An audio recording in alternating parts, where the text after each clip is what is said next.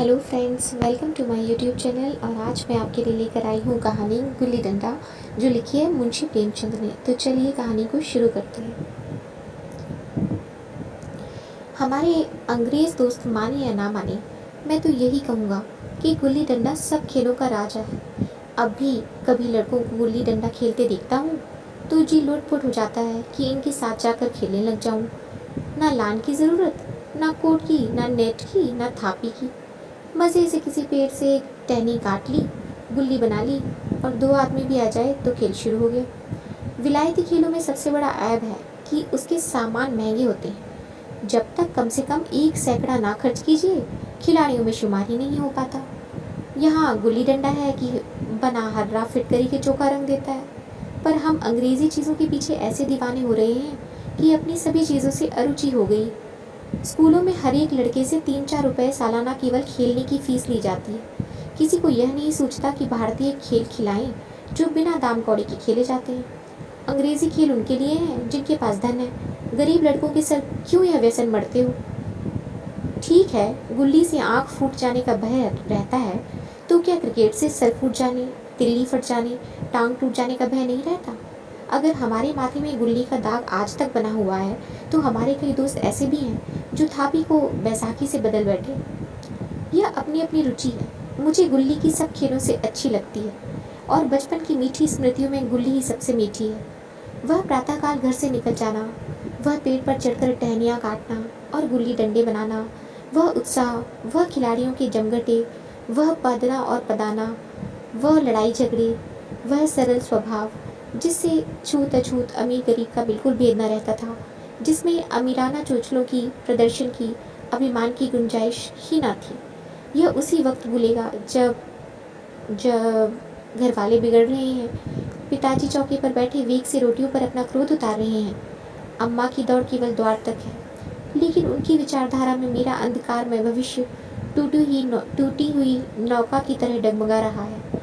और मैं हूँ कि गुल्ली डंडा खेलने में मस्त हूँ। ना नहाने की सुधि है, ना खाने की। गुल्ली है तो जरा सी, पर उसमें दुनिया भर की मिठाइयों की मिठास और तमाशों का आनंद भरा हुआ है। मेरे हमजोलियों में एक लड़का गया नाम का था। मुझसे 2-3 साल बड़ा होगा। दुबला, बंदरों की सी लंबी लंबी पतली पतली उंगलियां, बंदरों की सी चपलता, वही झल्लाहट। गुल्ली कैसी ही हो, पर इस तरह लपकता था जैसे छिपकली कीड़ों पर लपकती है। मालूम नहीं उसके माँ बाप थे या नहीं, कहाँ रहता था, क्या खाता था, पर था हमारे गुल्ली क्लब का चैंपियन। जिसकी तरफ वह आ जाए उसकी जीत निश्चित थी। हम सब उसे दूर से आते देख उसका दौड़कर स्वागत करते थे और अपना गोइयां बना लेते थे। एक दिन मैं और गया दो ही खेल रहे थे। वह पदा रहा था, मैं पद रहा था। मगर कुछ विचित्र बात है कि पदाने में हम दिन भर मस्त रह सकते हैं, पदना 1 मिनट का भी अखरता है। मैंने गला छुड़ाने के लिए सब चालें चली, जो ऐसे अवसर पर शास्त्रविद ना होने पर भी क्षम्य है। लेकिन गया अपना दाव लिए बगैर मेरा पिंड ना छोड़ता था। मैं घर की ओर भागा। अनुनय विनय का कोई असर ना हुआ था। गया ने मुझे दौड़कर पकड़ लिया और डंडा तानकर बोला, मेरा दाव देकर जाओ। पदाया तो बड़े बहादुर बन के पदने की बेर क्यों भी भागे जाते हो? तुम दिन भर पदाओ तो मैं दिन भर पदता रहूं। हाँ, तुम्हें दिन भर पदना पड़ेगा। ना खाने जाऊं ना पीने जाऊं। हाँ, मेरा दाव दिए बिना कहीं नहीं जा सकते। मैं तुम्हारा गुलाम हूँ क्या? हाँ, मेरी गुलाम हूँ। मैं घर जाता हूँ, देखूँ मेरा क्या कर लेते हो। घर कैसे जाओगे? कोई दिल लगी है? दाव दिया है, दाव दे लेंगे। अच्छा, कल मैंने अमरूद खिलाया था, वह लौटा दो। वह तो पेट पे चला गया। निकालो पेट से। तुमने क्यों खाया मेरा अमरूद? अमरूद तुमने दिया तब मैंने खाया, मैं तुमसे मांगने ना गया था। जब तक मेरा अमरूद ना दोगे मैं दाव ना दूंगा। मैं समझता था न्याय मेरी ओर है। आखिर मैंने किसी स्वार्थ से ही उसे अमरूद खिलाया होगा। कौन निस्वार्थ किसी के साथ सलूक करता है? भिक्षा तक तो स्वार्थ के लिए देते हैं। जब गया ने अमरूद खाया तो फिर उसे मुझसे दाव लेने का क्या अधिकार है? रिश्वत देकर तो लोग खून पचा जाते हैं। यह मेरा अमरूद यूं ही हजम कर जाएगा? अमरूद पैसे के 5 वाले थे, जो गया के बाप को भी नसीब ना होंगे। यह सरासर अन्याय था। गया ने मुझे अपनी ओर खींचते हुए कहा, मेरा दाव देकर जाओ, अमरूद समरूद मैं नहीं जानता। मुझे न्याय का बल था, वह अन्याय का डटा हुआ था। मैं हाथ छुड़ाकर भागना चाहता था, वह मुझे जाने ना देता। मैंने उसे गाली दी, उसने उससे कड़ी गाली दी, और गाली नहीं एक चाटा जमा दिया। मैंने उसे दांत काट लिया, उसने मेरी पीठ पर डंडा जमा दिया। मैं रोने लगा। गया मेरे इस अस्त्र का मुकाबला ना कर सका। मैंने तुरंत आंसू पोंछ डाले, डंडे की चोट भूल गया और हंसता हुआ घर जा पहुंचा। मैं थानेदार का लड़का एक नीच जात के लौंडे के हाथों पिट गया।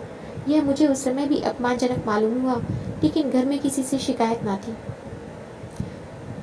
उन्हीं दिनों पिताजी का वहाँ से तबादला हो गया। नई दुनिया देखने की खुशी में ऐसा फूला कि अपने हमजोलियों से बिछुड़ जाने का बिल्कुल दुख ना हुआ। पिताजी दुखी थे, वह बड़ी आमदनी की जगह थी।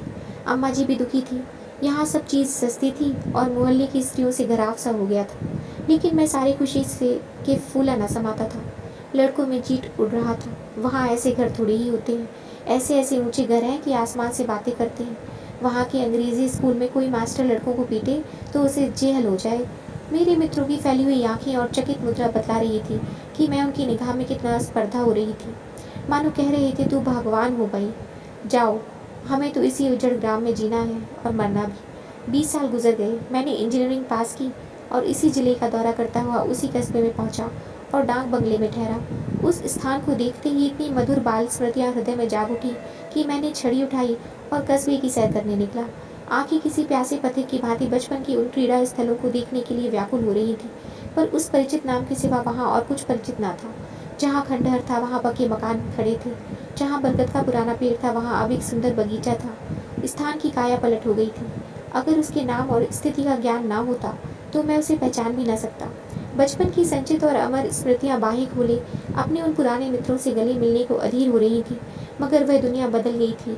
ऐसा जी होता था कि उस धरती से लिपट कर रोऊं और कहूँ, तुम मुझे भूल गई, मैं तो अब भी तुम्हारा वही रूप देखना चाहता हूँ। सहसा एक खुली जगह में मैंने 2-3 लड़कों को गुल्ली डंडा खेलते देखा। एक क्षण के लिए मैं अपने का बिल्कुल भूल गया कि मैं एक ऊंचा अफसर हूँ। साहबी ठाट में, रौब और अधिकार के आवरण में जाकर एक लड़के से पूछा, क्यों बेटे, यहाँ कोई गया नाम का आदमी रहता है क्या?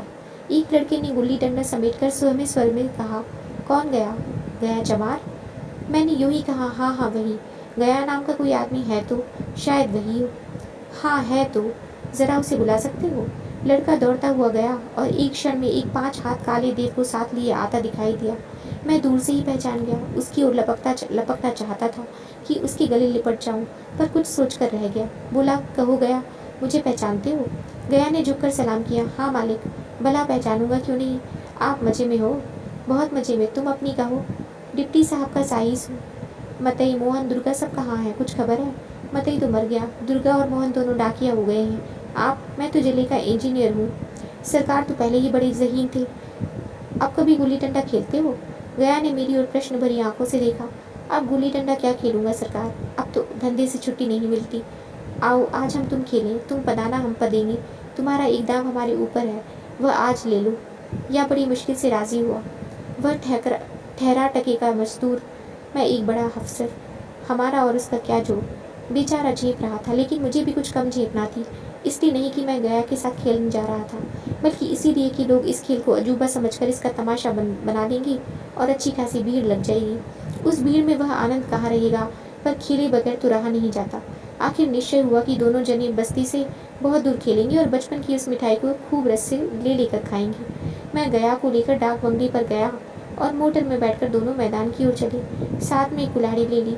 मैं गंभीर भाव धारण किए हुए था, लेकिन गया इसे अभी तक मजाक ही समझ रहा था। फिर भी उसके मुख पर उत्सुकता या आनंद का कोई चिन्ह ना था। शायद वह हम दोनों में जो अंतर हो गया था यही सोचने में मगन था। मैंने पूछा, तुम्हें कभी हमारी याद आती थी गया?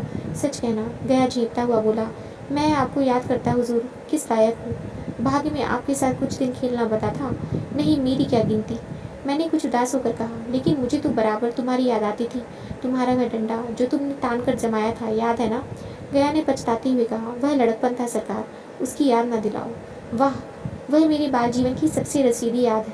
तुम्हारे उस डंडे में जो रस था वह तो अब ना आदर सम्मान में पाता हूँ, ना धन में।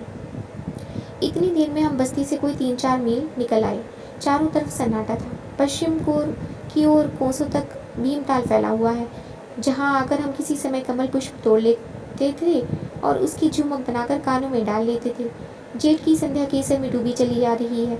मैं लपक कर एक पेड़ पर चढ़ गया और एक टहनी काट लाया। चटपट गुल्ली डंडा बन गया।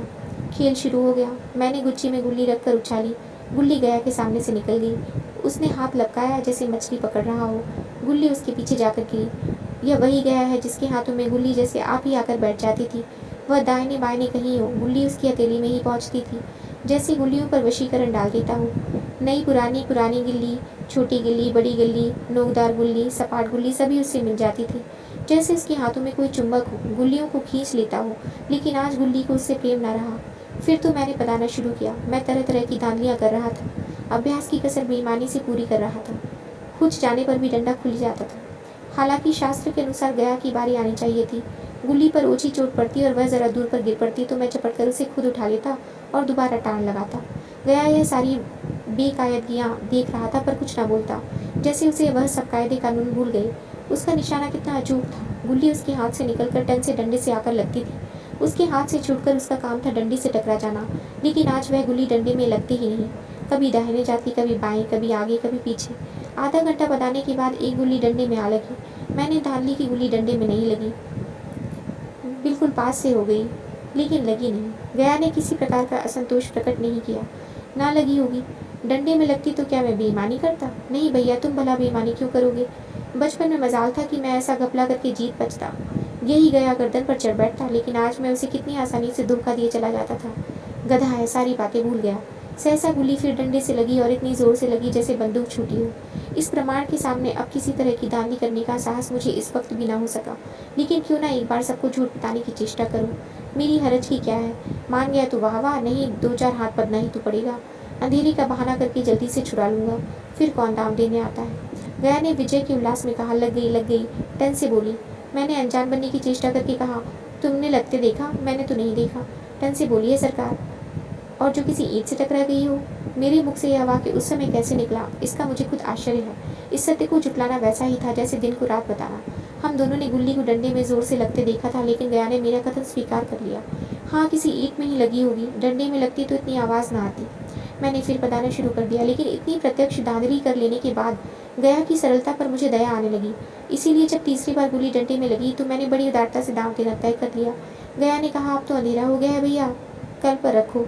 मैंने सोचा कल बहुत सा समय होगा, यह न जाने कितनी देर बाद आए, इसीलिए इसी वक्त मामला साफ कर लेता अच्छा होगा। नहीं नहीं, अभी बहुत उजाला है, तुम अपना दाम ले लो, गुल्ली सूझेगी नहीं, कुछ परवाह नहीं। गया ने बताना शुरू किया, पर उसे अब बिल्कुल अभ्यास न था। उसने 2 बार टाण लगाने का इरादा किया, पर दोनों ही बार कुछ गया। 1 मिनट से कम में वह दाव हो बैठा। मैंने अपनी हृदय की विशालता का परिचय दिया। एक दाव और खेल लो, तुम तो पहले ही हाथ में उठ गए। नहीं भैया, अब अंधेरा हो गया, तुम्हारा अभ्यास छूट गया, कभी खेलते नहीं। खेलने का समय कहाँ मिलता है भैया। हम दोनों मोटर पर जा बैठे और चिराग जलते जलते पड़ाव पर पहुंच गए। गया चलते चलते बोला, कल यहाँ गुल्ली डंडा होगा, सभी पुराने खिलाड़ी खेलेंगे, तुम भी जाओगे? जब तुम्हें फुर्सत हो तभी खिलाड़ियों को बुलाऊं। मैंने शाम का समय दिया और दूसरे दिन मैच देखने गया। कोई 10-10 आदमियों की मंडली थी। कई मेरे लड़कपन के साथी निकले। अधिकांश युवक थे जिन्हें मैं पहचान न सका। खेल शुरू हुआ। मैं मोटर पर बैठा बैठा तमाशा देखने लगा। आज गया का खेल, उसका नैपुण्य देखकर मैं चकित हो गया। टाण लगाता तो गुल्ली आसमान से बातें करती। कल की सी वह झिझक, वह हिचकिचाहट, वह बेदली आज न थी। लड़कपन में जो बात थी आज उसे प्रौढ़ता प्राप्त कर ली थी। कहीं कल इसने मुझे इस तरह बताया होता तो मैं जरूर रोने लगता। उसकी डंडे की चोट खाकर गुल्ली को 200 गज की खबर लाती थी। बदने वालों में एक युवक ने कुछ धांधली की। उसने अपने विचार में गुल्ली लपक ली थी। गया का कहना था गुल्ली जमीन से लगकर उछली थी। इस पर दोनों में ताल ठोकने की नौबत आई। युवक दब गया। गया का तमतमाया हुआ चेहरा देखकर डर गया। अगर वह दबना चाहता तो जरूर मारपीट हो जाती। मैं खेल में ना था, पर दूसरों के इस खेल में मुझे वही लड़कपन का आनंद आ रहा था जब हम सब कुछ भूलकर खेल में मस्त हो जाते थे। अब मुझे मालूम हुआ कि कल गया ने मेरे साथ खेला नहीं, केवल खेलने का बहाना किया। उसने मुझे दया का पात्र समझा। मैंने धांधली की, बेईमानी की, पर उसे जरा भी क्रोध न आया, इसीलिए कि वह खेल ना रहा था, मुझे खेला रहा था, मेरा मन रख रहा था। वह मुझे बताकर मेरा कचूमर नहीं निकालना चाहता था। मैं अब अफसर हूँ। यह अफसरी मेरे और उसके बीच में दीवार बन गई है। मैं अब उसका लिहाज पा सकता हूँ, अदब पा सकता हूँ, साहचर्य नहीं पा सकता। लड़कपन था तब मैं उसका समकक्ष था। यह पद पाकर अब मैं केवल उसकी दया योग्य हूँ। वह मुझे अपना जोड़ नहीं समझता। वह बड़ा हो गया, मैं छोटा हो गया हूँ। तो ये थी कहानी। अगर आपको ये कहानी अच्छी लगी तो प्लीज़ इसे लाइक और शेयर करना ना भूलें, और ऐसी और अच्छी अच्छी कहानियाँ सुनने के लिए मेरे चैनल को सब्सक्राइब करना ना भूलें। Thank you.